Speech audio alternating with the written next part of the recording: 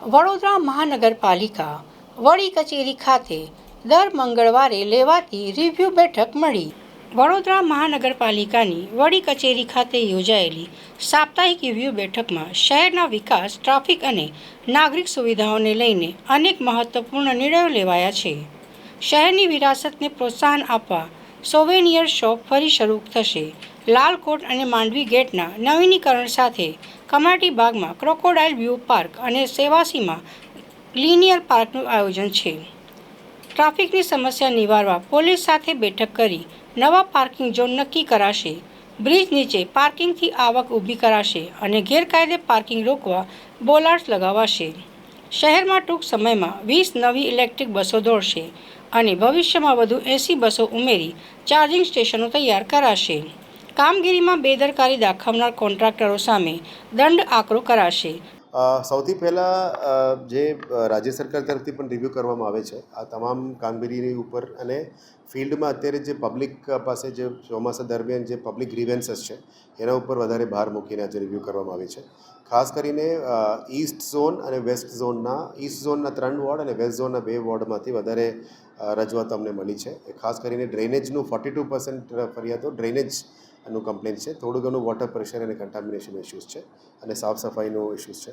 એટલે અમે આજે deputy commissioner wise, ward wise, area wise પણ આજે રિવ્યૂ કર્યું છે કે ક્યાંથી મેક્સિમમ ફરિયાદો આવે છે, આ ફરિયાદોને કેવી રીતે નિકાલ કરવો જોઈએ સમયસર. ફરિયાદો નિકાલ થાય તો પબ્લિકનું સેટિસ્ફેક્શન લેવલ શું છે, આ સેટિસ્ફેક્શન લેવલને પણ રિવ્યૂ કરવા માટે આઈટી ડિપાર્ટમેન્ટના કોલ સેન્ટરથી ફરી ફોન કરવાનું કીધું છે. આ રાજ્ય સરકાર તરફથી પણ અને અર્બન ડેવલપમેન્ટ ડિપાર્ટમેન્ટ તરફથી પણ રિવ્યૂ કરવામાં આવે છે.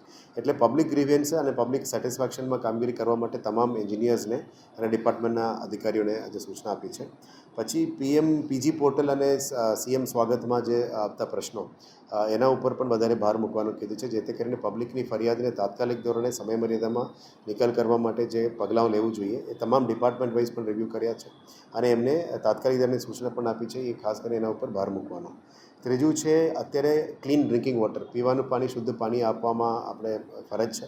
એમાં કોઈ પણ જગ્યામાં કન્ટામિનેશન થતું હોય, અદરવાઇઝ પ્રેશરની ઇસ્યુઝ હોય, એના ઉપર પણ વોર્ડ વાઇઝ, એરિયા વાઇઝ અમે ડિટેલ્સ કાઢ્યા છે. એના ઉપર પણ વધારે ભાર મૂકવાનું કીધું છે. ચોમાસા દરમિયાન અને હવામાન ની પ્રેઝન્સમાં અત્યારે આપ જોઈ શકો છો કે ઘણી બધી જગ્યામાં ઝાડ પણ નાની નાની પડતા હોય છે, એટલે ટ્રીમિંગ એક્ટિવિટીઝ પણ વધારે અમે બહાર મૂક્યા છે. સાથે સાથે આપ જોઈ શકો છો કે અત્યારે નમો સ્વચ્છતા અભિયાન પણ ચાલી રહ્યા છે. તમામ હોસ્પિટલ્સમાં, આંગણવાડીઝમાં, સ્કૂલ્સમાં, ઓફિસ પ્રેમાઇસીસમાં બધામાં ચાલી રહ્યા છે.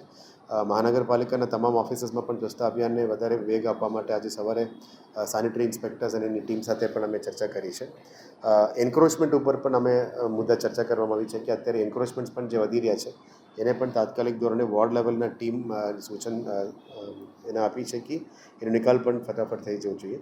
જે તમામ સરકારી ઓફિસીસમાં આ બધામાં સ્વચ્છતા અભિયાન કરવાનું છે એના ઉપર 100% ભાર મૂકીશું અને વોર્ડ લેવલ, ઝોન લેવલમાં પણ સ્વચ્છતા અભિયાન છે એના ઉપર પણ વધારે ભાર મૂકવાના છે. સાથે જે રાતમાં સ્ટ્રીટ લાઇટ, અત્યારે રાતના દરમિયાન સ્ટ્રીટ લાઇટ્સની લક્સ અને લુમન ઇન્ટેન્સિટી વધારવા માટે પણ કીધું છે. અમુક વિસ્તારમાં ડાર્ક સ્પોટ્સ વધારે ના દેખાય એના માટે ત્યારના વ્હાઇટ લાઇટ ઇન્ટેન્સિટી વધારવા માટે પણ સૂચના આપી છે, જેથી કરીને સ્ટ્રીટ લાઇટ ડિપાર્ટમેન્ટનું આ કામગીરી ટૂંકા સમયમાં કરીશું. આવનારા દિવસોમાં નમો આરોગ્ય વન એક વડોદરામાં બનાવવા માટે રાજ્ય સરકાર તરફથી પણ એ સૂચના આવી છે. નમો આરોગ્ય વન માટે ગ્રાઉન્ડ લેવલ પ્લાનિંગનું કામગીરી શરૂ કરી દીધી છે.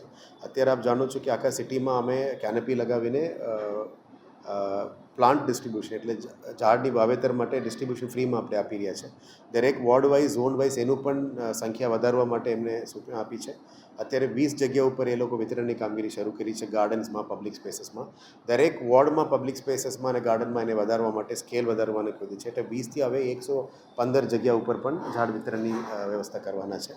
આવનારા દિવસોમાં પ્લાન્ટેશન એક્ટિવિટી અને નાના મોટા ગાર્ડન્સનું પણ વિગતવાર અમે લિસ્ટ આપીશું. એમાં વધારે કામગીરી કરવા માટે નક્કી કર્યું છે. ઘણા દિવસોથી વડોદરામાં પેન્ડિંગ એક એજન્ડા હતી કે veterinary hospital four dogs, veterinary hospital અને ક્રેમેટોરિયમની પ્રાથમિક ટેન્ડરિંગનું કામગીરી શરૂ કરી દીધી છે. પ્લોટ આઇડેન્ટિફિકેશન થઈ ગયું છે. એટલે ચારો ઝોનમાં વેટનરી હોસ્પિટલ અને ક્રેમેટોરિયમ, એક કોમન ક્રેમેટોરિયમ પણ કરવા માટે નક્કી કર્યું છે. એક નેચરલ ફાર્મિંગ, પ્રાકૃતિક ખેતી માટે પણ ફાર્મ માર્કેટ અત્યારે બની રહ્યા છે, જેથી કરીને પ્રાકૃતિક ખેતીના ખેડૂતો માટે વડોદરા શહેરમાં આવીને વેચી શકાય એવા બાબતની તૈયારી છે. માનનીય રાજ્યપાલશ્રી અને માનનીય મુખ્યમંત્રીશ્રીની અધ્યક્ષતામાં એની રિવ્યૂ પણ કરી હતી. એટલે આવનારા દિવસમાં ટૂંકા સમયમાં એક નેચરલ ફાર્મિંગ માર્કેટ પણ અમે લોન્ચ કરવાના છે. સાથે સાથ વેજીટેબલ માર્કેટ્સ પણ ચારો ઝોનમાં જે કામગીરી અમે બજેટમાં અનાઉન્સ કરી એ પણ પ્રગતિ હેઠળ છે. સ્મશાનમાં, તમામ સ્મશાનોમાં પણ જે નાનું મોટું રજૂઆતો આવતી હતી, ત્યાં સ્મશાનોમાં પણ કામગીરી બધાને સરખું કરવા માટે સૂચના આપી. ત્યાં હવે ઓલમોસ્ટ ઇશ્યુઝ પતી ગયું છે અને નવું સ્મશાનનું જે કન્સ્ટ્રક્શન કામ ચાલુ છે એને પણ વેગ આપવા માટે અમે ધીમે ગતિએ ચાલતું ફરિયાદ મળી છે એને પણ વહેલા પૂરું કરવા માટે અમે નોટિસ પણ ઇસ્યુ કરી છે અને કામગીરી ફાસ્ટ કરી